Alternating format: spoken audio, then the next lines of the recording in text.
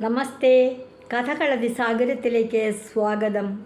ഇന്ന് ശില്പശാലയുടെ ദിനമായതുകൊണ്ട് ഞാനൊരു സാഹിത്യചിന്തയിലേക്ക് വരികയാണ്. ഞാൻ പറഞ്ഞല്ലോ, കഴിഞ്ഞ ദിവസം ഞാനൊരു പുസ്തകം എടുത്തു, കവന മഞ്ജരി. അതിലെ ഒരു പാട്ട് എന്ന ഒരു കവിത ഞാനിവിടെ ഒന്ന് വായിക്കുകയാണ്. എനിക്കൊരിഷ്ടം തോന്നി, ഞാനത് വായിച്ചു. അത് നിങ്ങളെ കൂടെ കേൾപ്പിക്കുന്നു. പലരും ഈ കവിത വായിച്ചിട്ടുണ്ടാകാം, ചിലരൊന്നും വായിച്ചിട്ടുണ്ടാവുകയില്ല. എന്തായാലും വായിക്കുന്നിടത്തോളം, പുസ്തകം തപ്പിയെടുത്ത് വായിക്കുന്നിടത്തോളം ഒന്നും ബന്ധപ്പാടില്ല ഞാനൊന്ന് പറയുന്നത്, ഞാൻ ഈ കവിത ചൊല്ലുന്നതെന്ന് കേൾക്കുന്നതിന്. നമുക്ക് ഈ കവിത എഴുതിയിട്ടുള്ളത് KNK ഖാദർ എന്ന് പറയുന്നൊരു കവിയാണ്.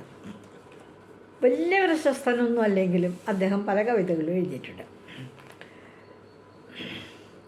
പാട്ട് എന്ന കവിത ഞാൻ നോക്കിയാണ് കേട്ടോ വായിക്കണേ.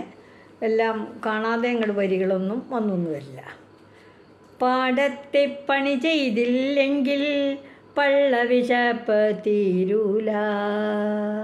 പാടത്തെ പണി ചെയ്തില്ലെങ്കിൽ പള്ളവിശപ്പ് തീരൂല. പത്തായത്തിൽ നെല്ലുണ്ടെങ്കിൽ പള്ളവിശക്കൂല, നമ്മുടെ പള്ളവിശക്കൂല. പത്തായത്തിൽ നെല്ലുണ്ടെങ്കിൽ പള്ളവിശക്കൂല, നമ്മുടെ പള്ളവിശക്കൂല. വിത്തും കന്നും കൈക്കോട്ടും, വിത്തും കന്നും കൈക്കോട്ടും, പാണം തോലും വെണ്ണീറും. വിത്തും കന്നും കൈക്കോട്ടും, ചാണം തോലും വെണ്ണീറും. എല്ലാ കൃഷികളും ഉണ്ടാക്കാം, പാടത്തേക്കു പോവുക നാം. എല്ലാ കൃഷികളും ഉണ്ടാക്കാം, പാടത്തേക്കു പോവുക നാം.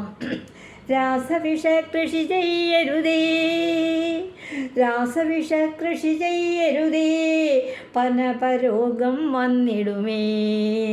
രാസവിഷ കൃഷി ചെയ്യരുതേ, പനപരോഗം വന്നിടുമേ. ഇനിയൊരു തലമുറ ഇവിടെ വരുമ്പോൾ, ഇനിയൊരു തലമുറ ഇവിടെ വരുമ്പോൾ, നമ്മെ അവർകൾ ശപിച്ചിടുമേ. ഇനിയൊരു തലമുറ ഇവിടെ വരുമ്പോൾ അവർ നമ്മെ അവർകൾ ശപിച്ചിടുമേ. ജൈവ കൃഷിക്കായി ചെയ്യുക നാം, ദൈവകൃഷിയായി ചെയ്യുക നമ്മൾ, ദൈവത്തിനും സന്തോഷം. ജൈവ കൃഷിയായി ചെയ്യുക നാം, ദൈവത്തിനും സന്തോഷം.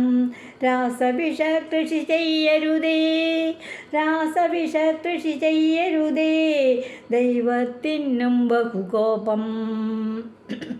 മണ്ണിലിറങ്ങി പണി ചെയ്യാനാരും തീരെ മടിക്കരുതേ, മണ്ണിലിറങ്ങി പണി ചെയ്യാൻ ആരും തീരെ മടിക്കരുതേ.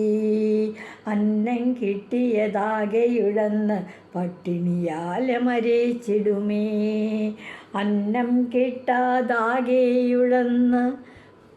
അന്നം കിട്ടാതാകെയുഴന്ന് പട്ടിണിയായി മരിച്ചിടുമേ.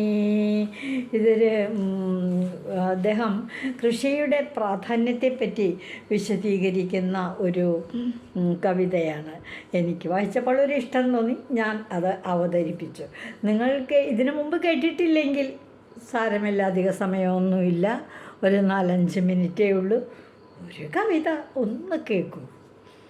മനസ്സിന് കവിത ഇഷ്ടപ്പെടുന്നവർക്ക് മനസ്സിനൊരു സുഖമുണ്ടാകും. ഒരു കവിത വായിക്കുമ്പോൾ, ഒരു കവിത കേൾക്കുമ്പോൾ, കവിത എഴുതുമ്പോഴാണെങ്കിൽ ഒരുപാട് സന്തോഷമുണ്ടാകും.